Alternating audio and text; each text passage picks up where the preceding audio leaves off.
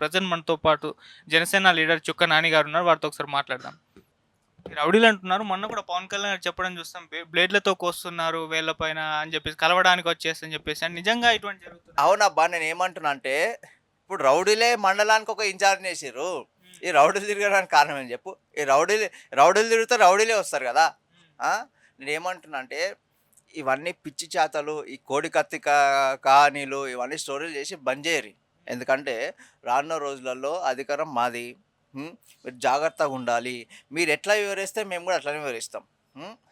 మీరు మీరు మంచిగా మాట్లాడితే మేము మంచిగానే మాట్లాడతాం. మీరు ఎలక్షన్ అధికారం ఉంది గదా! అని అధికారాన్ని అడ్డు పెట్టుకొని, మేము రౌడీలను పంపిస్తాం, బ్లేడ్ గన్‌లను పంపిస్తాం అంటే, చాలా ఇబ్బంది పడాల్సొస్తది మీదే ఫ్యూచర్‌ల అని చెప్తా ఉన్నా. ఓకే. ఇటు పవన్ కళ్యాణ్ గారి హెల్త్ విషయం గురించి మాట్లాడుకోవాల్సొస్తే అంటే ఆయన మేబీ 3, 4 టైమ్స్ అనుకుంటా జ్వరానికి గురై మళ్ళీ హైదరాబాద్ రావడం, ట్రీట్‌మెంట్ తీసుకోవడం ఇవన్నీ కూడా చూస్తున్నాం. అంటే ఆయన పర్యటనకైతే ప్రతిసారి బ్రేక్ అయితే పడుతుంది. ఆయన వారాహి యాత్ర కానివ్వండి ఇటువంటివి. మరి ఇవేమన్నా ఇంపాక్ట్ చూపించాయా అసలు?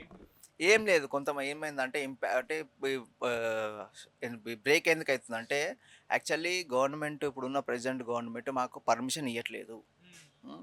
మళ్ళీ మేము పర్మిషన్ క్యాన్సెల్ చేస్తే మళ్ళీ మేము ఎలక్షన్ కమిషనర్‌కెళ్ళి మళ్ళీ కొత్తగా పర్మిషన్ తీసుకోవాల్సొస్తుంది. హ్మ్. ఇంకోటి పవన్ కళ్యాణ్ హెల్త్ ఏందంటే పాపం పొద్దుగాల 5:30కో, 5:00కో లేస్తాడబ్బా! 5:30కి లేచి ఆయన పూజ చేసుకొని బయటకొచ్చి హ్మ్. ఇవంతా పొలిటికల్‌గానే ఇప్పుడంతా. అక్కడి నుంచి ఇక్కడ ట్రావెల్ చేయనికి 1 ఆర్ 2 అవర్స్ అయితది. మళ్ళీ మధ్యలో ఇబ్బంది. అభిమానులను కలవాలి, అది కలవాలి. మళ్ళీ పార్టీ అంతర్గత విషయాలు చూసుకోవాలి. అంత టైం సరిపోవట్లేదు ఆయనకి. అంటే నిద్రపోయే టైం సరిపోవట్లేదు.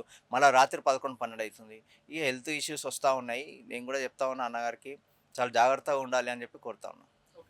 సో, ఇప్పుడు నడుస్తున్న వారాహి యాత్ర సక్సెస్ అయిందంటారా? అంతకుముందు కంపేర్ చేస్తే, అంతకుముందు స్టార్టింగ్‌లో ఎంత ఊపుందో మనందరికీ తెలిసిందే. ఇప్పుడు దాన్ని క్యారీ ఫార్వర్డ్ చేస్తుందంటారా? లేకుంటే ఫెయిల్ అయిందా? చూస్తుర్రుగా మీరే చూస్తుర్రు ఎంత సక్సెస్‌ఫుల్‌గా రన్ అయితుందో. హ్మ్. చాలా సక్సెస్‌ఫుల్‌గా రన్ అయితుంది. కొన్ని లక్షల మంది వస్తా ఉన్నారు వారాహి యాత్రకి. ఎందుకంటే వారాహి యాత్ర అనేది ప్రజల ఒక గెలుపు. హ్మ్. గెలుపుని ఆ ప్రజలే మా గెలుపుని మేమే తెచ్చుకుంటామని ప్రజలు వస్తా ఉన్నారు. హ్మ్. 100% రానున్న రోజులలో ప్రభుత్వం స్థాపిస్తా ఉన్నాం. ఇంకొక 30 రోజులు, 40 రోజులు ఉన్నట్టుంది. హ్మ్. 100% మా జనసేన పార్టీ, టీడీపీ, బీజేపీ అలయన్స్‌లో మేము అధికారానికి వస్తా ఉన్నాం.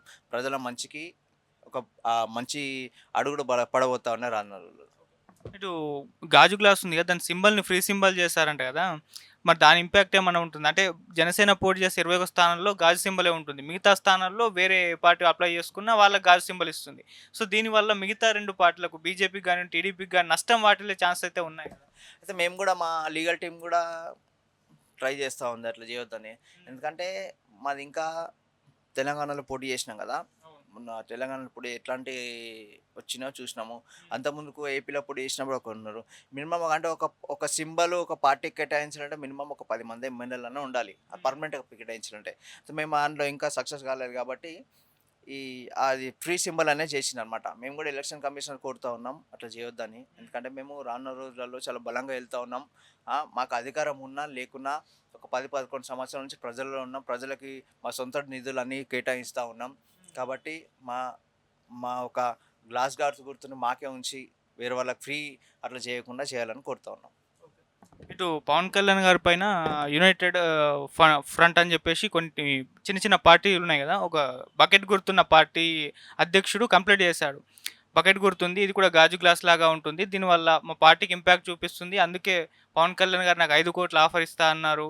అని చెప్పేసి ఆయన కంప్లెయింట్ చేయడం జరిగింది ఈసీకి. అంటే దీంట్లో ఎంత నిజం ఉంది బెదిరిస్తున్నారు అని అంటున్నారు. పవన్ కళ్యాణ్ గారికి నిద్ర పోవడానికే టైం లేదబ్బా! హ్మ్. ఆ! ఇట్లా ఇంత ఆఫర్ చేసే టైం లేదు. మాయి డబ్బు రాజకీయాలు గాదు. హ్మ్. హ్మ్. నీతిగా నిజాయితీగా పోటీ చేసి గెలిచి ప్రజల కోసం కొట్లాడే పార్టీ. ఆ! మేము ఒక డబ్బులిచ్చి కొనుక్కునే అవసరం మాకు లేదు.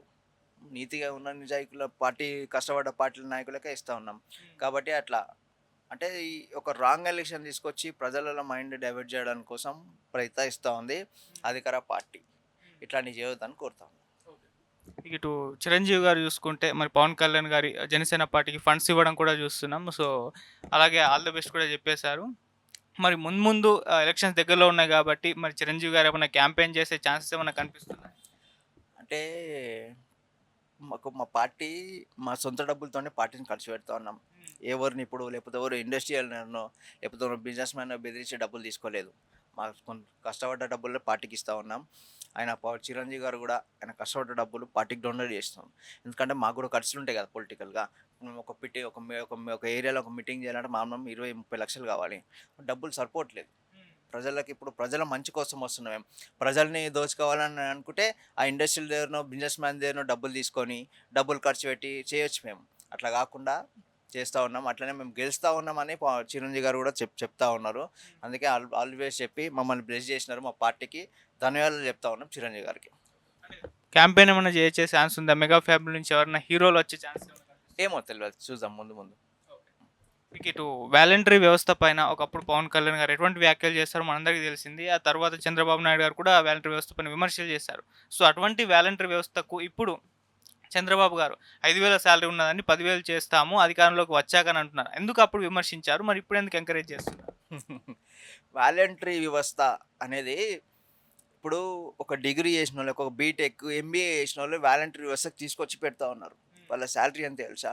ఇప్పుడు మన మన దగ్గర ఒక ఎంబీఏ, ఒక డిగ్రీ అయ్యి ఒక చేసిన వాళ్ళకి మినిమం సాలరీ కాల్ సెంటర్‌లో వెళ్ళినా, దేనికెళ్ళినా మినిమం ఒక 15,000 నుంచి స్టార్ట్ అవుతా ఉంది. 20,000 దాకా ఉంటది. 20, 30,000 దాకా ఉంటది. అయితే అక్కడేం తెలుసా? వీళ్ళని బీటెక్ చదివిన వాళ్ళని, ఎంబీఏ చేసిన వాళ్ళని, డిగ్రీలు అయిపోయిన వాళ్ళని తీసుకొచ్చి 5,000కి పని చేపిస్తా ఉన్నా. వాళ్ళ ఇల్లు ఎట్లా గడుస్తుందని అడుగుతా ఉన్నా. ఆ వాలంటీర్‌లో కూడా నేను అడుగుతా ఉన్నా. మీకు ఇల్లు ఎట్లా గడుస్తా ఉంది? మీరు డిమాండ్ ఏం చేయలేకపోతా ఉన్నారు సాలరీస్ పెంచమని. వీళ్ళేందంటే వీళ్ళు ఏం భ్రమ చేస్తుర్రంటే వీళ్ళని వాలంటీర్స్‌కి మీకు ఇప్పుడు పర్మనెంట్ చేస్తాము. ఇప్పుడు నడుస్తా ఉంది కదా! ఇప్పుడు మనం గెలుస్తా ఉన్నాం. గెలిచిన తర్వాత పర్మనెంట్ చేస్తామనే ఒక భ్రమలో ప్రజలను తీసుకొస్తా ఉన్నారు. ఆ పర్మనెంట్ చేసే అవకాశం కూడా ఏముండయి. అదే ఏమంటున్నాం అంటే చంద్రబాబు నాయుడు చెప్పిందేందంటే మేము వచ్చిన తర్వాత మనిషికి ఇప్పుడు పర్ హెడ్ 5,000 కదా! దాన్ని 10,000 పెంచి గవర్నమెంట్‌లోకి తీసుకునే విధంగా ప్లాన్ చేస్తా ఉన్నారు. 3 పార్టీలు ప్లాన్ చేస్తా ఉన్నాయి. అది జరుగుతది. మీరు 5,000కి ఆశపడి మళ్ళీ జగన్ దగ్గరికి పోతుంటే మీరు 5,000కే కంప్లీట్ అవుతారు తప్పించి మీ యొక్క భవిష్యత్తు ముందుకు పోయే అవకాశం లేదు. మీరు ఆ జగన్ భ్రమలో పడొద్దు అని కోరుతా ఉన్నా. ఎందుకంటే 5,000కి ఏం రావు. మన ఖర్చులే ఉంటాయి నెలకు 10, 15,000. 5,000 తీసుకొని మీకు ఇల్లు ఎట్లా గడుస్తుందో నాకు అర్థమైతలేదు. కానీ ఇప్పుడు వాలంటీర్లు చూసుకుంటే వాళ్ళని ఎలక్షన్ విధుల నుంచి తీసేశారు. మొన్న పెన్షన్‌లో కూడా ఆళ్ళతోటి పంపిణీ చేయించలేదు.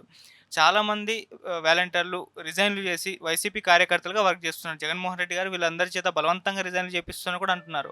మన కుప్పంలో 300+ మంది వాలంటీర్లు రిజైన్ చేసి మేము చంద్రబాబు నాయుడు గారిని ఓడించడానికి పనిచేస్తాం. ఖచ్చితంగా చంద్రబాబు నాయుడు ఓడించి వైసీపీని అధికారంలోకి తీసుకొస్తాం అంటున్నారు. మరి ఈ విధంగా వాలంటీర్లు కార్యకర్తలుగా పనిచేస్తే మరి కూటమికి చాలా ఇంపాక్ట్ చూపిస్తుంది దీనిపైన నేనేమంటున్నా మీరు 5,000కే ఇంతగనం కొట్లాడితే మీ జీతాలు పెంచమని ఎప్పుడైనా కొట్లాడిర్రా అని అడుగుతా ఉన్నా. వాలంటీర్ వ్యవస్థ స్థాపించి ఎన్ని సంవత్సరాలు అయింది? ఎన్ని ఇయర్స్ అయింది? 3, 4 ఇయర్స్ అయింది. 3, 4 ఇయర్స్ నుంచి మీకు ఇంత కూడా ఒక చీమ మందం కూడా ధమాకులో రాలేదా? అంటే మా సాలరీ 5,000 పెంచరా జీతము? మమ్మల్ని ఇంకా గవర్నమెంట్ తీసుకుంటా అన్నారు. తీసుకోలేదు అని అడగాలి కదా! ఎలక్షన్స్ టైంలో వచ్చి మీరు మాకు మాకు అదే ఒక నెల పింఛన్ అంటే ఒక నెల మిమ్మల్ని తీసేసిరంటే గవర్నమెంట్ రూల్ ఉంటుంది. ఇప్పుడు ఎలక్షన్స్ ఉంది కదా! ఎలక్షన్స్ రూల్స్ ఉంటాయి. ఎట్లాంటి గవర్నమెంట్ పథకం ఎవరికి ఇవ్వద్దని. మీరు కోవట్లుగా పనిచేస్తూ ఉన్నారు. ఆ వాలంటరీ వ్యవస్థలో కొంతమంది నీతి నిజాయితీ పనిచేసే వాళ్ళు ఉన్నారు. మిగతా వాళ్ళంతా వైఎస్ఆర్‌సీపీ కోవట్టులే. వాళ్ళు మాత్రం రిజైన్ చేసిండొచ్చు కానీ ఏదో ఇల్లు గడవాలి, మేము మంచి స్థాయికి రావాలనే వాళ్ళు వాలంటరీ వ్యవస్థలో ఉన్నారు. ఆ వాలంటరీ వ్యవస్థని మేము అధికారం వచ్చిన తర్వాత వాళ్ళకి 10,000 చేసి వాళ్ళని గవర్నమెంట్‌లోకి తీసుకునే విధంగా మేము ప్లాన్ చేస్తూ ఉన్నాం. చేస్తాం కూడా. సో ఇప్పుడు చంద్రబాబు నాయుడు గారు ఈ విధంగా 10,000 అనౌన్స్ చేయగానే వైసీపీ ట్వీట్ చేసింది. సో ప్రతిపక్షాలే ఒప్పేసుకున్నాయి. వాలంటరీ వ్యవస్థ సక్రమమైంది. మేము ప్రవేశపెట్టిన ఈ వాలంటరీ వ్యవస్థని ఇంకా వాళ్ళు పునరుద్ధరిద్దామంటున్నారు. మేము కూడా పునరుద్ధరిస్తాం అధికారంలోకి వచ్చిన తర్వాత. వాళ్ళైతే యాక్సెప్ట్ చేశారు. ఇది మా విజయంగా మేము భావిస్తున్నాం అని అంటున్నారు. మీ విజయంగా కాదు, వాళ్ళ జీవితాలతో ఆడుతా ఉన్నాం అని అడుగుతా ఉన్నా. ఎందుకంటే 5,000 ఎవరికి సరిపోతాయి అబ్బా? 5,000 5,000 ఎవరికి సరిపోతాయి చెప్పు? ఒక బియ్యం బ్యాగు 1,500, ఒక 5 లీటర్ నూనె 750, 800 ఎన్నైనా 2,300 అయినాయి. పప్పులు ఉప్పులు అవి ఒక 1,000 రూపాయలు 3300 అయినాయి. ఇంకా 1500తోని వాని బండ్ల పెట్రోలు, పిల్లలు ఉంటారు స్కూల్ ఫీజు, వీళ్ళందరూ ఎడికెళ్తే చెప్పు? మీరు అప్పులలో కూడుకోబోతా ఉన్నారు. అందుకే నేను ఏమంటున్నా క్లియర్గా, రానున్న రోజులలో మన ప్రభుత్వం వస్తూ ఉంది. రాగానే 5,000 నుంచి 10,000 దాకా పెంచి గవర్నమెంట్లకు తీసుకునే విధంగా ప్లాన్ చేస్తూ ఉన్నారు. కొంచెం సమన్వయం పాటించి రానున్న ప్రభుత్వానికి సహకరించాలని కోరుతాం. మొన్న ఈ వాలంటీర్లతోటి పంచించలేదు కదా పెన్షన్లు. దీని ఎఫెక్ట్ అయితే ఆ మధ్య చాలా ఉంది. జగన్మోహన్ రెడ్డి గారైతే కంప్లీట్ చంద్రబాబు నాయుడు గారి మీద ఎత్తేసారు. అంటే పెన్షన్లు ఆగిపోతాయి. చంద్రబాబు నాయుడు గారు అధికారంలోకి వస్తే అని చెప్పేసి అంటున్నారు. లేదు లేదు, నేను ఏమంటున్నా అంటే ఇప్పుడు ఎలక్షన్స్ రాగానే ఎలక్షన్ కోడ్ రాగానే ఏ గవర్నమెంట్ పథకం కానీ ప్రజలకు ఇవ్వడానికి లేదు. హ్మ్. వీళ్ళు దీన్ని బూచిగా చేసి చూపిస్తూ ఉన్నారు.